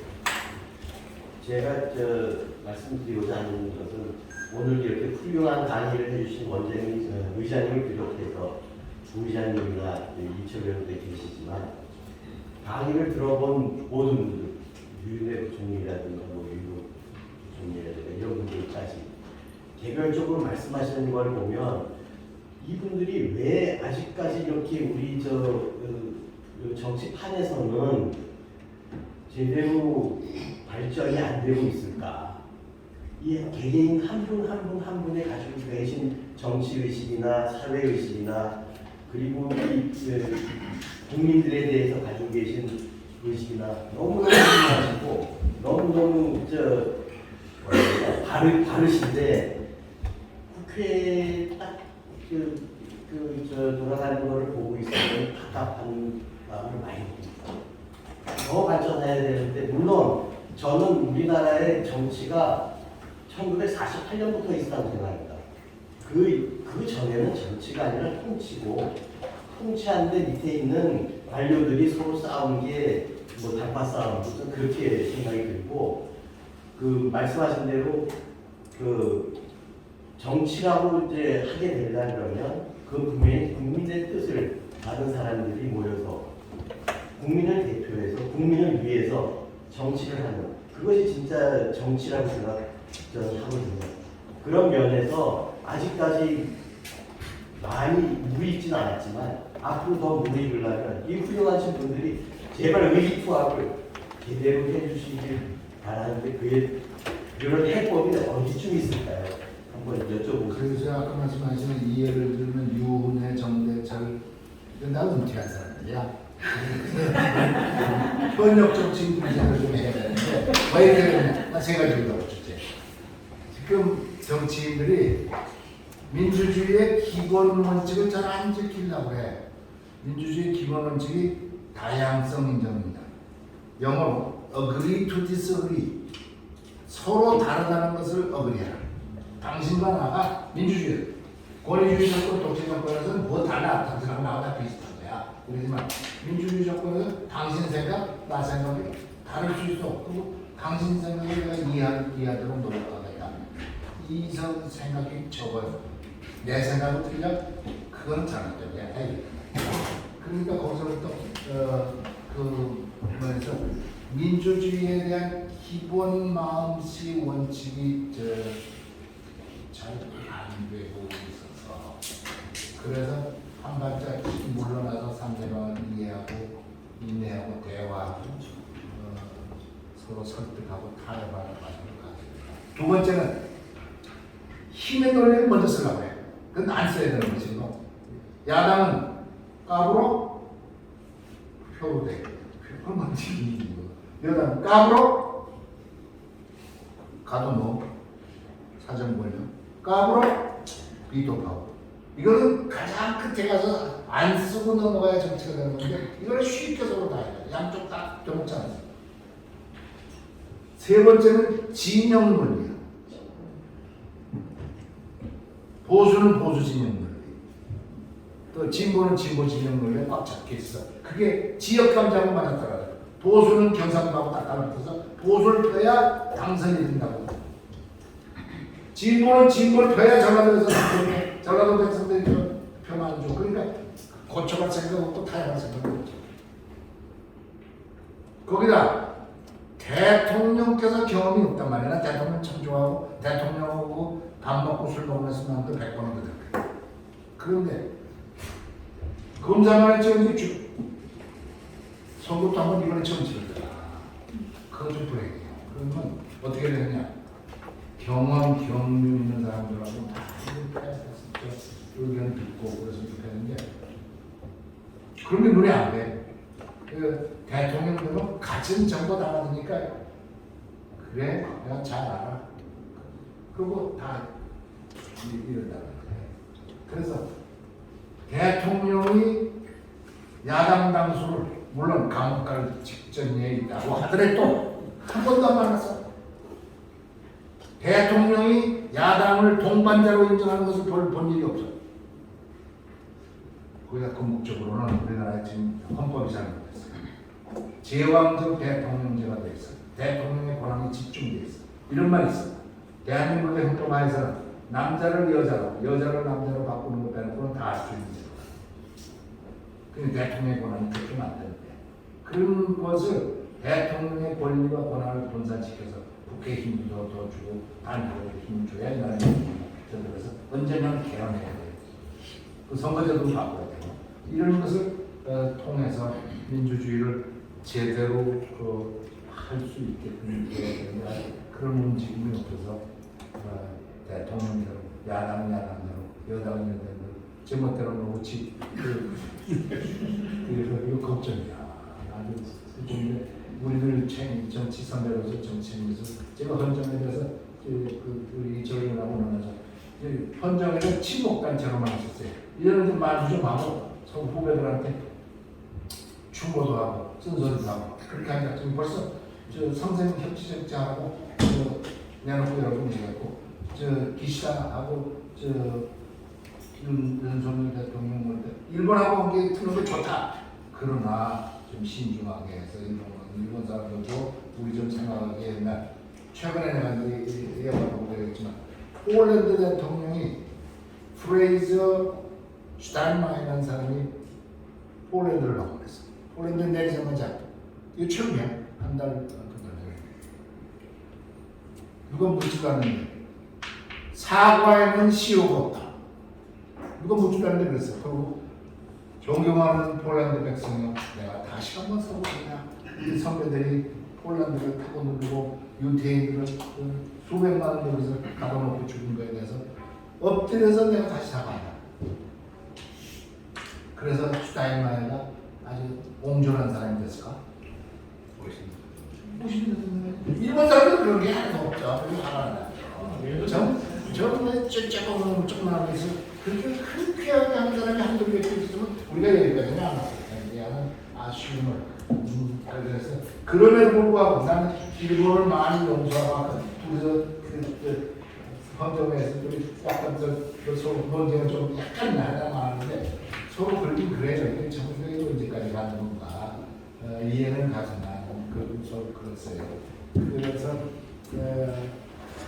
일본 관계에 대한 기본적으로 윤석열 대통령이 잘했고 아무튼 미국과 이번에 컨설터티브가 뉴클리어 컨설터티브 뉴클리어 컨설터티브 그룹인가 NCG가 만들어갖고 기본적으로 한 문제에 관해서 해부사에 관해서 타협해서 나가다가 만들어갖고 좀 훌륭하다 생각합니다. 이러한 좀 더 신중하게 잡아가고 그래. 이상으로 정당 다시 한번 함성 박수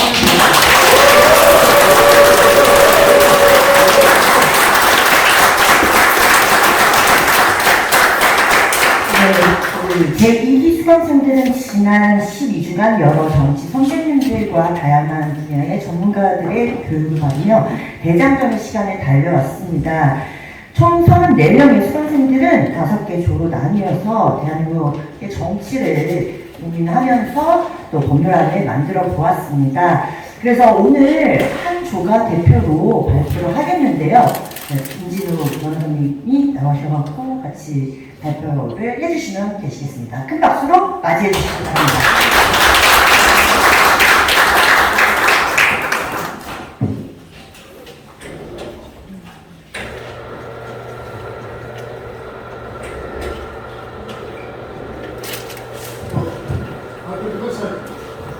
네,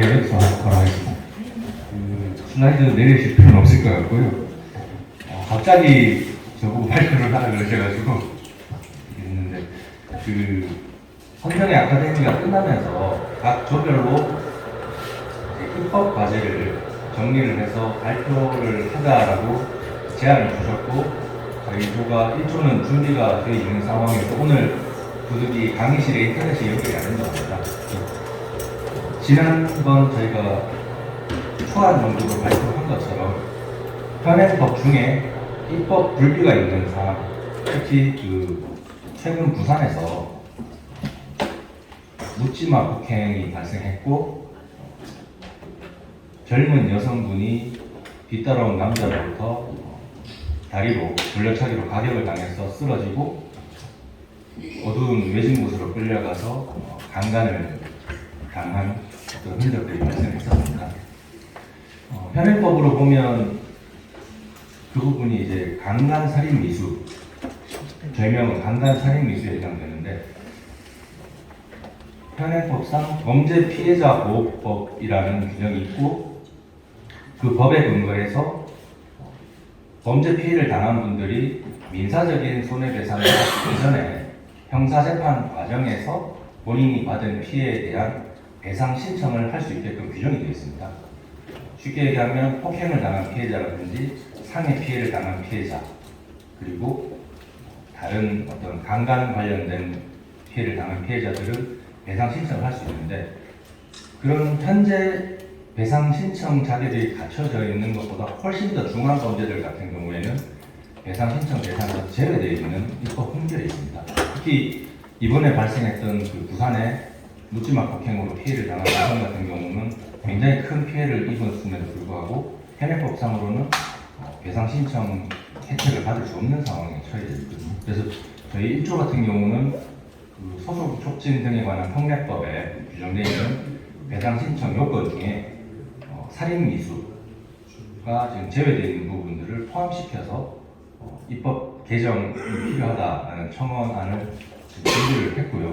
오늘 인터넷이 연결이 되면 영상이라든지 또는 내용, 현황과 문제점, 그리고 해결 방안, 그리고 소송 촉진 등에 관한 특례법 규정의 현행 법률안과 개정안들을 쭉 소개를 드릴 수 있을 것 같은데 지금 시각적으로 인터넷이 연결이 안 돼가지고 구체적인 문안은 제안을 드리지 못할 것 같습니다.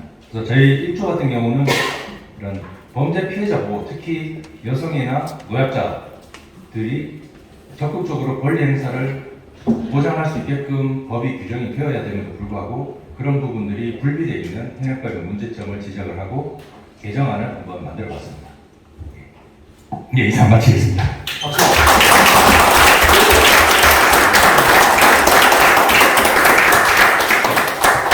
참고로 말씀드리면 34명의 우리 수강생들을 7분 중심으로 5조의 법률안 제안을 위한 그룹 모임을 만들었습니다. 그 가운데서 무슨 1조에 해당하는 김진욱 우리 변호사를 중심으로 한 1조 그룹이 방금 설명한 그와 같은 그 입법 미비 사항에 대한 부분을 보완하기 위해서 관련된 법률안 개정안을 제출할 필요가 있다 하는 요지의 1조의 법률 제안 설명을 여러분들이 들으셨습니다.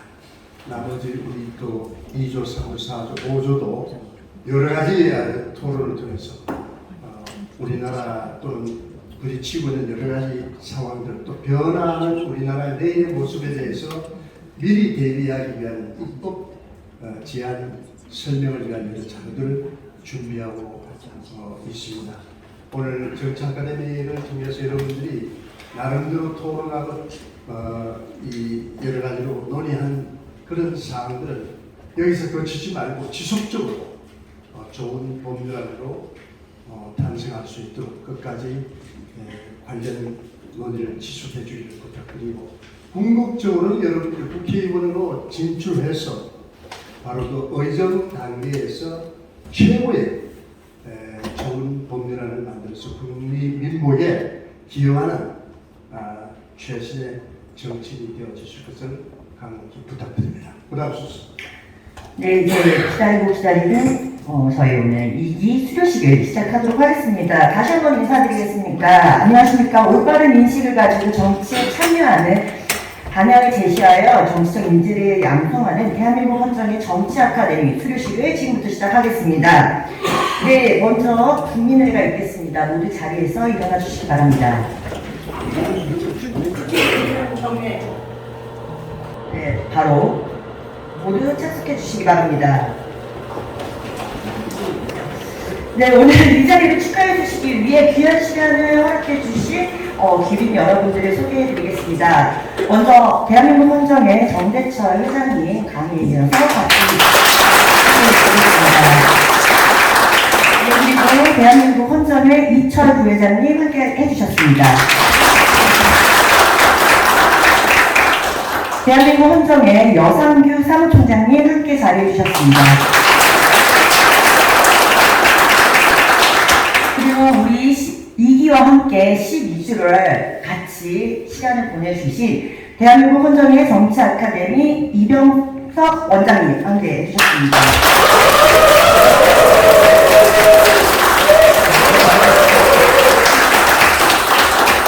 네, 대한민국 헌정의 정치 아카데미 박창식 부원장님 함께 자리해 주셨습니다.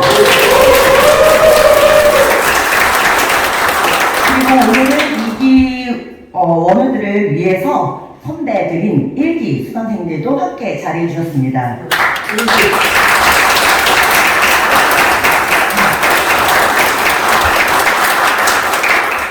네, 그러면은 강의에 이어서 오늘 이 자리를 축하해 주시기 위해 귀한 시간을 허락해 주시는 대한민국 헌정의 정대철 회장님의 말씀 청해 보겠습니다.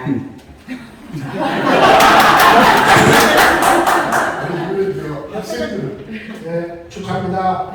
그리고 아까 이병석 원장에게 이해하던 겁니다. 여러분들 이렇게 잘 갈고 닦으셔서 빠른 시일 내에 국회에 등원할 수 있도록 서로 돕고 스스로 키워가시기 바랍니다. 이상입니다. 감사합니다. 네, 우리와 함께 12주를 달려온 대한민국 헌정의 정치 아카데미의 이명sak 원장님께도 한 말씀 청해 보겠습니다. 이제 여러분들이 이제 2기 수료식을 갖게 된 것 가슴 벅차기도 하고 아쉽기도 합니다. 여러 가지 부족했지만 저희들은 최선을 다했습니다. 여러분 불리하고 여러분들한테 좀 부족한 부분은 앞으로 계속 보완해서 3기 4기로 이어지는 대한민국 헌정의 교육 프로그램에 지체 없이 그리고 빈틈없이 보완해 나가도록 최선을 다하겠습니다. 여러분들 배운 대로 좋은 심성으로 대한민국 국회, 대한민국 정치, 우리 대한민국의 공동사회를 선하게 영향력을 좀 미쳐서 대한민국의 새로운 미래의 모습을 만들어 주실 것을 간곡히 부탁드리고 싶습니다.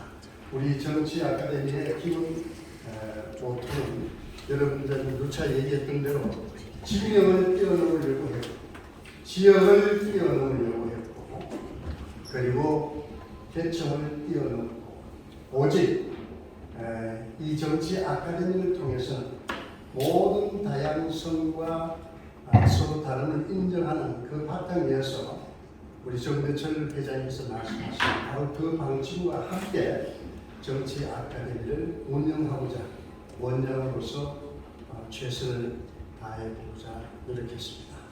이제 여러분들이 이 생으로 나갑니다. 좋은 정치 만들어서 대한민국 국민에게 희망을 보여주는 최고의 정치 지망생들이 되기를 부탁드리면서 우리는 최선을 다해서 후원하겠습니다. 여러분 감사합니다.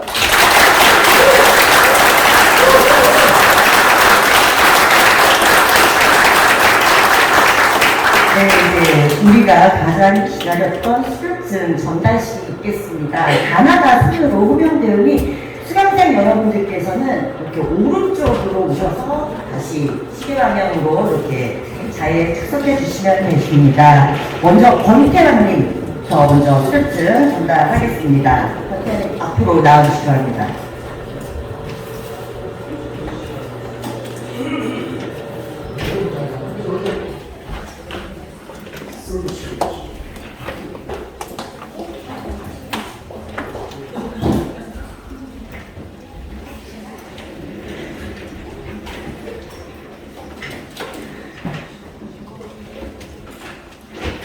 수료증은 대한민국 헌정의 정대철 회장님께서 전달해 주시겠습니다.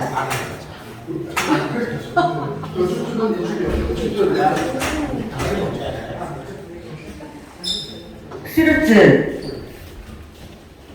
성명 권태환, 과정명, 대한민국 헌정의 정치아카데미. 귀하는 대한민국 헌정회가 주관하는 제2기 정치아카데미 교육과정의 성실히 이수하였으므로 이 증서를 수여합니다. 2023년 6월 21일 대한민국 헌정회 회장 정대철, 대한민국 헌정회 정치아카데미 원장 이병석.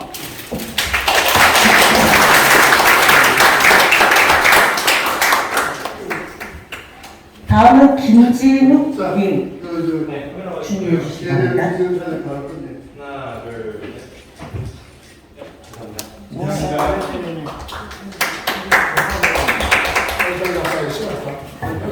수료증 성명 김진욱 이하 동문입니다.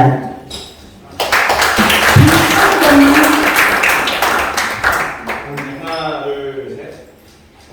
네, 감사합니다. 그다음 김충경님 잠깐 나와주나요? 네, 김현경님. 다음은 노재홍님입니다. 자, 그러면 나중에 저 이름대로 다시 서로 교환하면 되니까 차례대로. 나와. 그리고 바로 들어와. 수료증 성명 김현경 이하 동문입니다.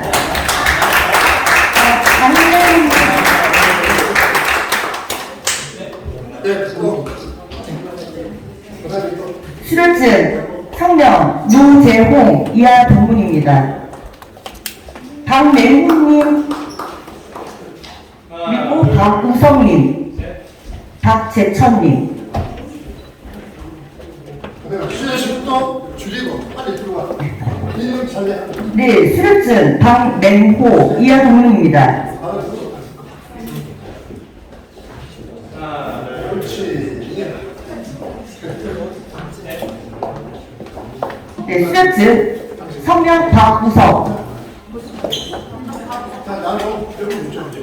나를 보고 이쪽으로. 이하 동문입니다. 아니.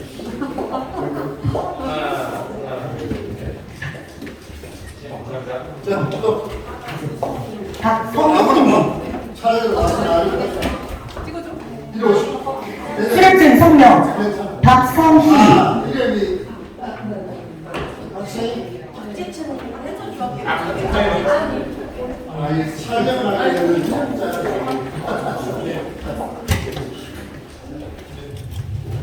하나, 둘, 셋. 됐고, 그다음 박성희입니다. 누구라도 이름 누구 나와. 아, 지금 사람 나와서 바꿀 때가 바꿔 가요. 그 수혜식 필요 없어. 자, 이거 봐. 네, 박성희님. 자, 이제 그리고 백정민님, 송동성님, 양효성님, 이수원님. 네, 백정민님. 수료증 성명 백정기 이하 동문입니다. 네, 내려오십시오.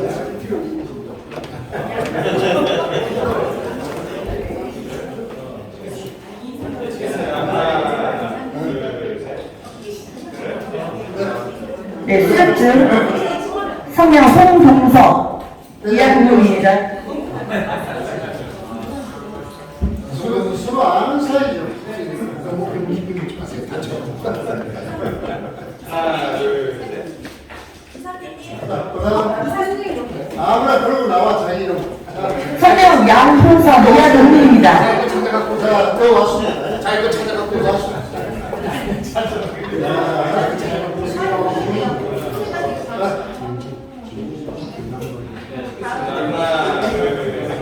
됐어요. 수료증 성명 이수원 이하동문입니다. 이화성님, 정연성님, 정재준님, 조원희님, 최석준님, 최재훈님. 네, 수료증 성명 이상규 이하동문입니다. 하나, 둘, 셋. 됐어요. 네, 수료증 성명 이화석 이름 부를 거 없어요. 이하동문입니다. 부르고 와. 자기 거 들고 와요.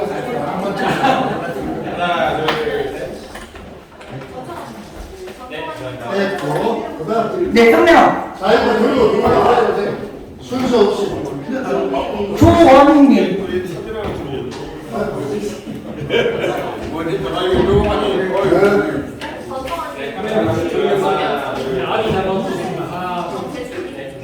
자, 네, 수료증 성명 정연석 이하동문입니다.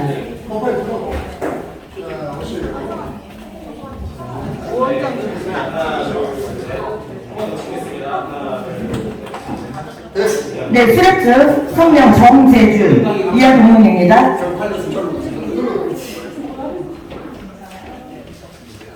하나, 둘, 셋. 네, 감사합니다. 네, 수료증 성명 최석근 이하동문입니다. 네, 최현용, 한상현, 허공회, 황지민. 네, 성명 최재호 이하동문입니다. 하나, 둘, 셋. 네, 감사합니다. 됐고, 네, 수료증 성명 허공회 이하동문입니다. 하나, 둘, 셋. 네, 감사합니다. 네, 수료증 성명 황진일 이하동문입니다. 하나, 둘, 감사합니다. 네, 수료증 성명 한상현 이하동문입니다. 하나,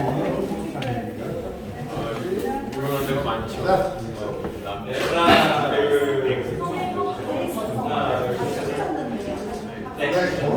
네, 수료증 성명 김춘경 이하동문입니다.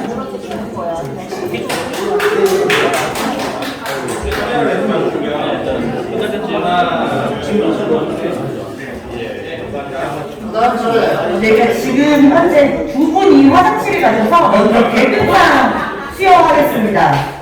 개근상, 네. 개근상 수여식 있겠습니다. 김진우, 김영경, 송동선, 양효선, 이상규, 조원희님은 앞으로 나와주시기 바랍니다. 네, 상장 성명 김진욱. 귀하는 대한민국 헌혈 정치 아카데미에서 12주 동안 성실하게 이수하여 모범이 된 후 이 상장을 수여합니다. 2023년 6월 21일 대한민국 헌혈회장 정대철, 대한민국 헌혈회 정치 아카데미 원장 이병석. 됐다. 그다음. 상장 성명 송동석 이하동문입니다.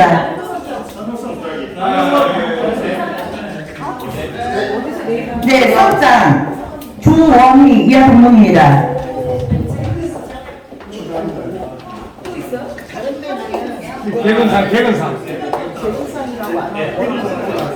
상장 김영경 이하동문입니다.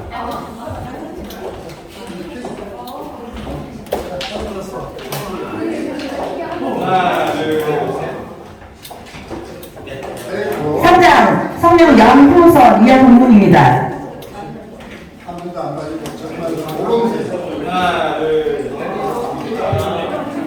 그다음 마지막에 상장 성명 이상규 이하동문입니다. 하나,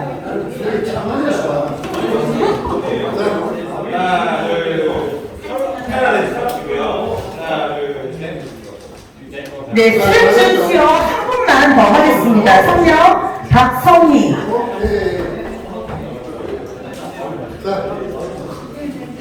하나, 둘, 자, 이제 받았죠? 네. 그러면 그다음 순서로 거예요. 네, 이로써 제2기 대한민국 헌혈 정치학회 기자들이 제 작업을 마감하겠습니다. 모두 앞으로 나오셔서 단체 사진 촬영하겠습니다.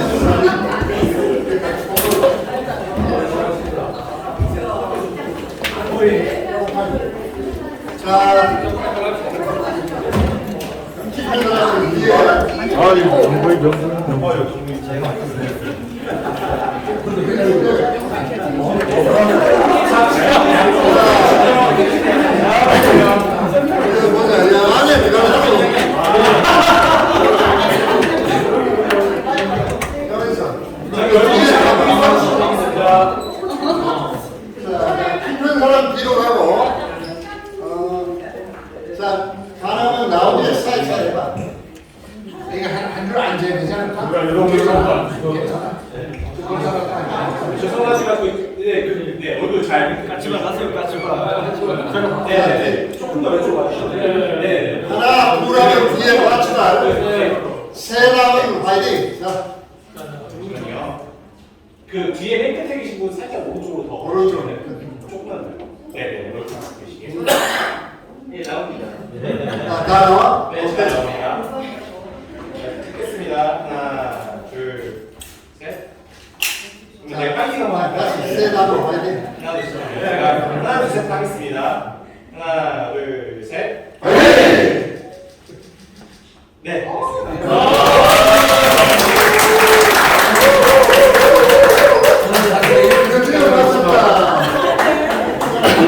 네, 오늘 수료식 후에 오늘 회식이 있습니다. 장소는 단체 카톡방에 공지했으며 임원에 대한 입구 계단에서 모여 다 같이 모아도록 하겠습니다. 잠시 후에 뵙겠습니다. 이거 참 설명이 되는데 그냥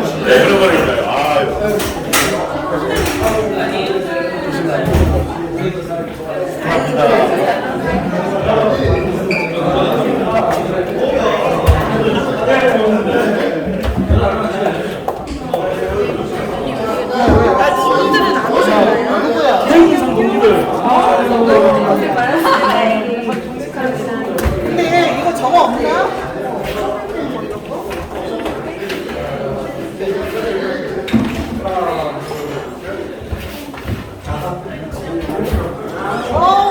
진짜.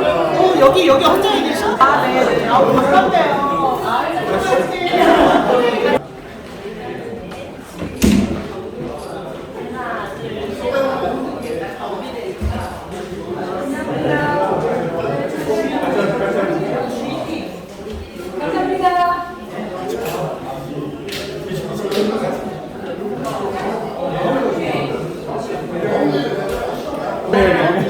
너무 수고하셨습니다. 기념품 챙겨가세요. 자, 우리 흔들려. 흔들려 오신 분들.